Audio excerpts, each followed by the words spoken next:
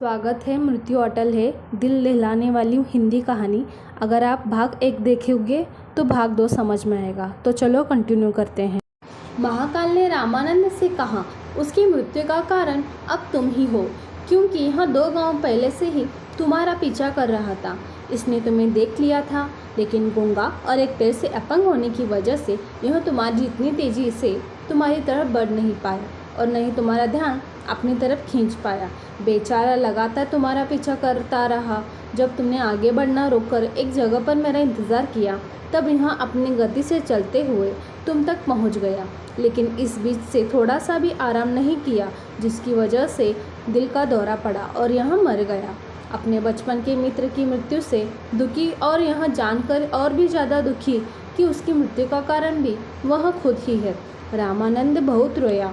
रामानंद ने खुद को संभाला और अपने मित्र की अंतिम क्रिया अच्छे से समाप्त की और अपने गांव की तरफ लौटने लगा।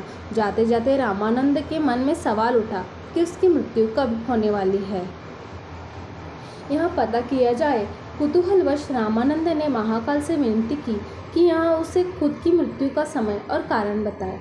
महाकाल को लगा ब्राह्मण काफ़ी समझदार है और महाकाल ने खुद देखा था कैसे रामानंद अपने परम मित्र की मृत्यु को भी झेल गया था और कम समय में ही स्थिर हो गया था। इसलिए महाकाल ने रामानंद को बताया कि तुम्हारी मृत्यु आज से 3 महीने बाद पड़ोसी राज्य में फांसी लगने से होगी। रामानंद अपने गांव लौट आया। आदमी कितना भी विद्वान और ज्ञानी क्यों न हो, अगर उसे अपनी मृत्यु का समय पता हो तो उसे रोकने के लिए कुछ न कुछ तो करेगा ही। रामानंद भी इस बात का पूरा ध्यान लगा कि वह किसी भी कारण और अवस्था में अपने राज्य को छोड़कर कहीं पर न जाए। फिर भी उसे भूख नहीं लगती, नींद नहीं आती और वह बहुत परेशान रहने लगा। रामानंद विद्वान होने की वजह से उसकी ख्याति उसके राज्य के राजा तक पहुंच गई थी। जल्द ही उसकी अवस्था की बातमी राजा तक पहुंच गई और एक दिन राजा ने उसे अपने दरबार में बुलाया। रामानंद को जब राजा ने दरबार में पूछा कि क्यों वह इतना दुखी रहने लगा है, तब रामानंद ने सारी बात राजा के आगे बता दी। राजा समेत सभी दरबारियों को इस बात से काफ़ी आश्चर्य हुआ, क्योंकि सब लोग जानते थे कि रामानंद कभी झूठ नहीं बोलता।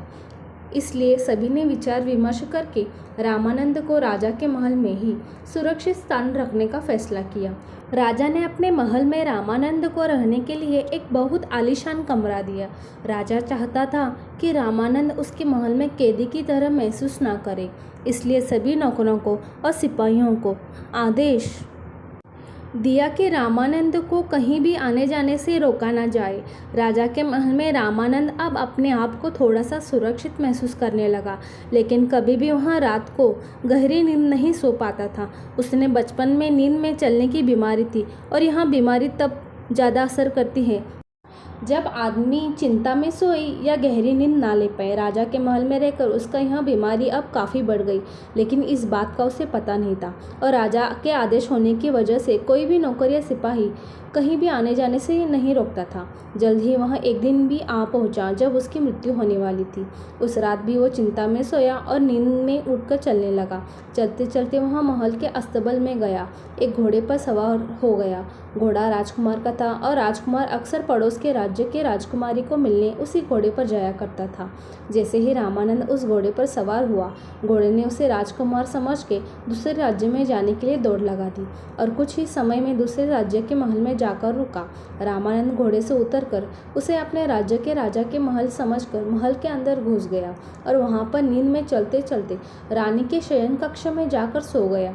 सुबह जब रानी उठी तो एक पराये पुरुष को अपने कक्ष में सोते हुए देख बहुत डर गई और तुरंत राजा को बुलाया।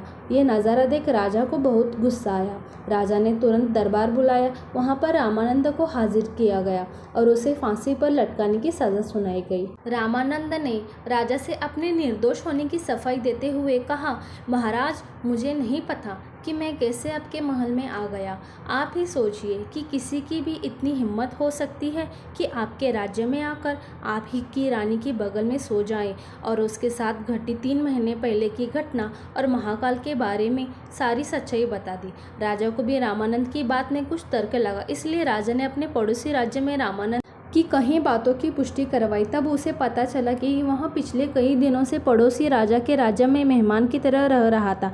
राजा ने फिर से दरबार बुलाया और अपने दी गई सज़ा पर विचार विमर्श करने के लिए कहा। सभी चाहते थे कि रामानंद को सज़ा नहीं होनी चाहिए, लेकिन वे भी चाहते थे कि राजा की कही हुई बात का मान भी रखा जाए। काफ़ी सोच विचार करने के बाद इस बात पर सहमत हुए कि एक कच्ची सूत की डोरी से रामानंद को फांसी दी जाए, जिससे वह रस्सी टूट जाएगी और रामानंद की मृत्यु भी नहीं होगी और राजा की बात भी रह जाएगी। यह फैसला सुनकर रामानंद भी खुश हुआ और खुशी खुशी सूत की डोरी से फांसी लगाने के लिए राजी हो गया। रामानंद को डोरी फांसी लगाई गई। वह डोरी रामानंद की वजन नहीं संभाल पाई और टूट गई, लेकिन टूटने से पहले पतली होने के कारण डोरी से रामानंद के गले की एक नस कट गई और काफ़ी खून बहने की वजह से रामानंद की वहीं पर मृत्यु हो गई। कहानी की गहरी बात दोस्तों इसलिए कहती कि मृत्यु अटल है, लेकिन मृत्यु से पहले के जीवन को हम अपने मृत्यु के बारे में सोच सोच कर व्यर्थ नहीं कर सकते। एक दिन तो सबको मरना है, लेकिन मरने से पहले जितना जी सके हमें जी लेना चाहिए। इस कहानी से सबसे गहरी बात जो हमें सीखने को मिलती है वो यह है कि हमें ना भूतकाल में ना भविष्यकाल में, बल्कि हमें वर्तमान काल में जीना चाहिए। तो कैसी लगी ये आपको स्टोरी मृत्यु अटल है? कमेंट करें। ज्ञान की किताब को लाइक करें, शेयर करें एंड सब्सक्राइब करें। Thank you.